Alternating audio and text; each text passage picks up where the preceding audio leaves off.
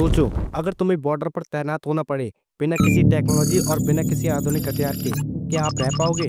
इसी तरह शुरू हुई थी इंसान की जंग, जिंदगी बचाने की, और यही प्राक इतिहास है। दोस्तों, एनडीए में इतिहास सिर्फ पढ़ाई के लिए नहीं, बल्कि समझ के लिए पूछा जाता है। प्राक इतिहास वो समय जब इंसान ने जीना सीखा, लिखना नहीं, यानी कोई लिखित प्रमाण नहीं मिला। एग्जाम्पल सोचिए, एक सैनिक जंगल में है, जीपीएस नहीं है, मोबाइल नहीं है, उसे हर चीज खुद से करनी है। वो कैसे जिंदा रहेगा? शिकार करेगा, पानी खोजेगा, आग जलाना सीखेगा, औजार बनाएगा। बस यही सब इंसान ने हजारों साल पहले सीख लिया था। यही है प्राक इतिहास। प्राक इतिहास की 4 प्रमुख चरण है। नंबर 1, प्रापाषाण काल। जीवन सिर्फ शिकार और जंगल से भोजन पर निर्भर था। कोई पक्का घर नहीं था और न ही आग की खोज हुई थी। इससे एनडीए का कनेक्शन ये है, जैसे स्पेशल फोर्सेस को जंगल में सर्वाइवल ट्रेनिंग दी जाती है, वैसा ही जीवन यहाँ था। नंबर 2, मध्य पाषाण काल। इस काल में छोटे पत्थर के औजार बने, इंसान समझदार हुआ और छोटे समूह में रहने लगा।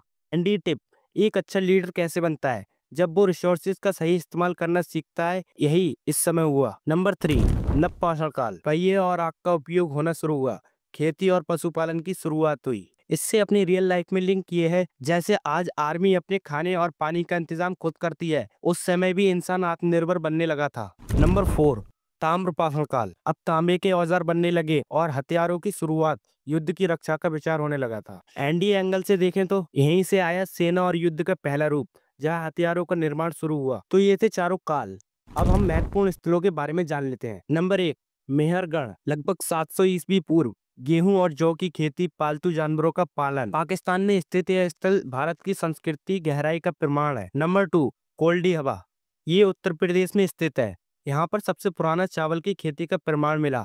कुल्हाड़ी जैसे औजारों का उपयोग हुआ था पहले। आज भी यूपी की खेती भारत के अनाज उत्पादन में अग्रणी है। एग्जाम्पल सोचो, एक कमांडो मिशन पर है, उसे जंगल में रहकर सरवाइव करना है।